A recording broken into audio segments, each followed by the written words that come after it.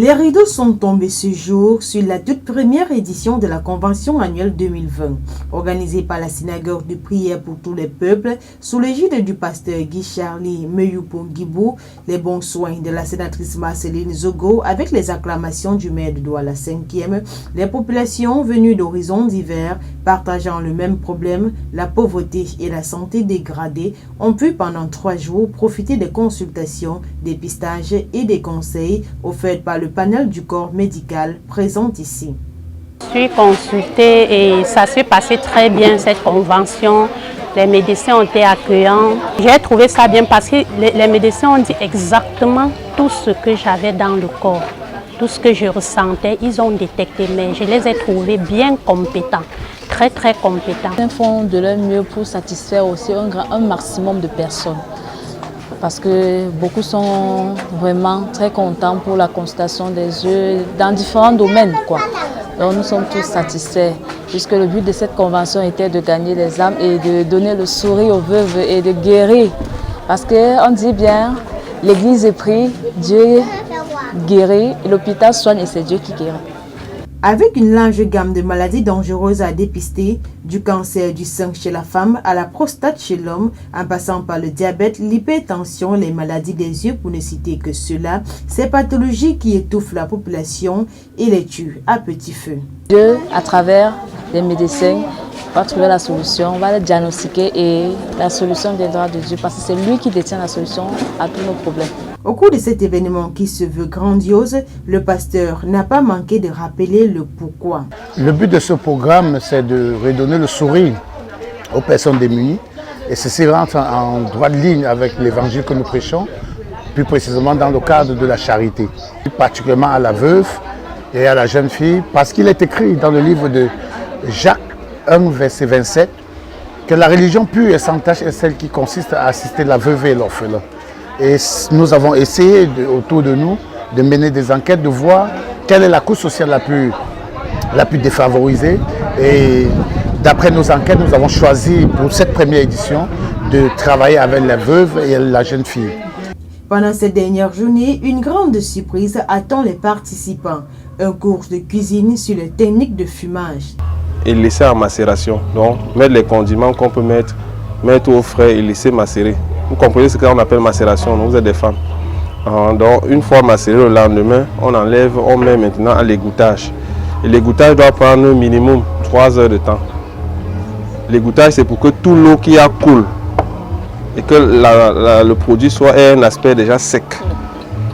Vous voyez? Parce que si on ne fait pas ça, la viande va plutôt cuire.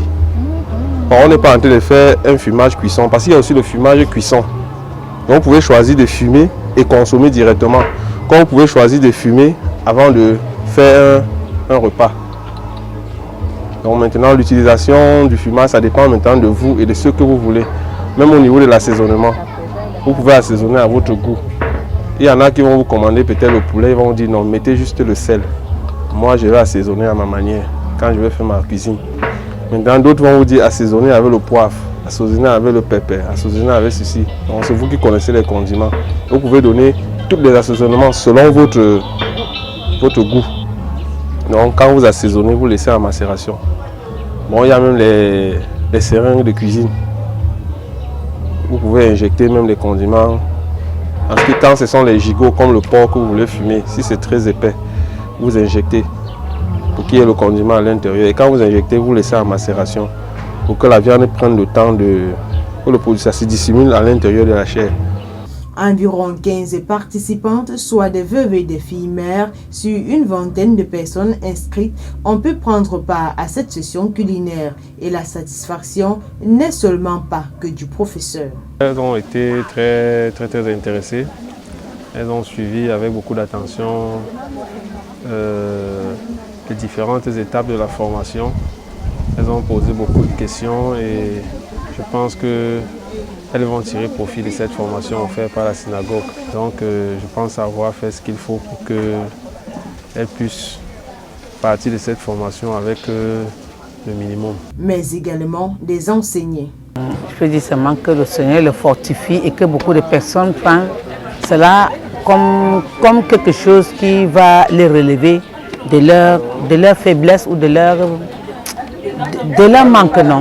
Parce que c'est bon, de la manière dont on a fait aussi les grillages, la manière dont on a éduqué de faire pour ne pas prendre des papiers intoxicants, de prendre toujours le bois qui est bon pour faire avec.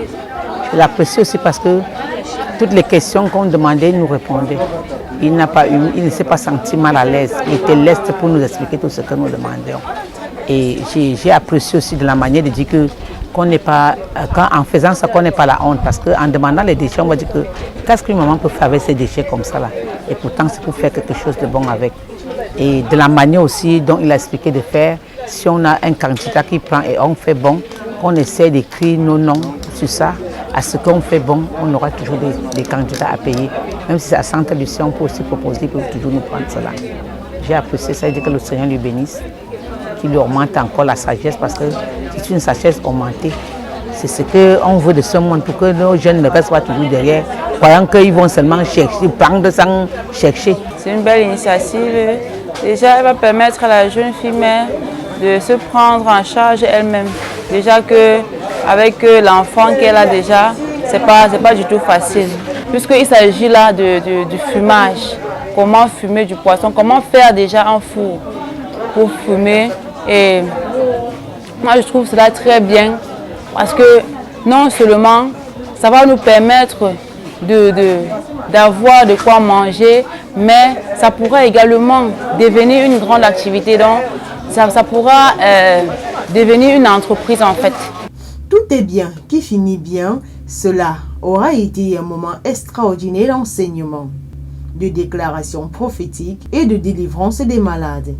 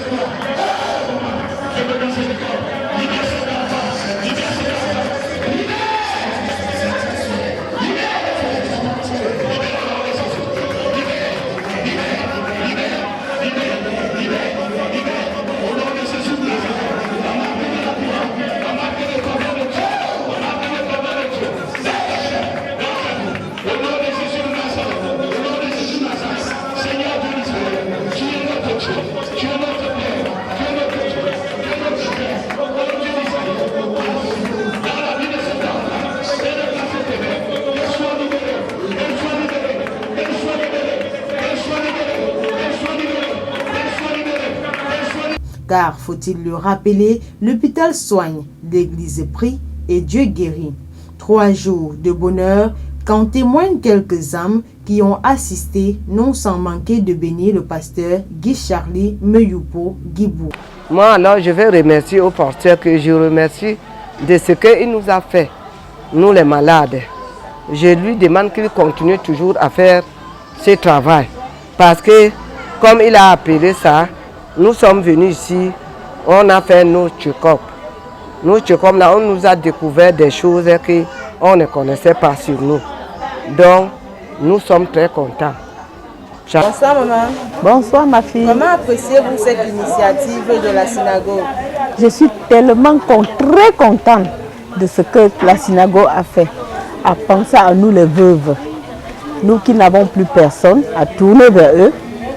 Et ils nous ont donné vraiment ce qu'on manque, le soin, mais venir faire tes examens sans rien, c'est beaucoup, c'est déjà beaucoup pour nous. Je dis grandement merci pour cela, merci. 72 heures de partage et d'échange qui peuvent changer toute une vie. De plus-value, ce serait d'une manière personnelle par rapport aux malades. Qu'est-ce que chacune d'elles va y gagner?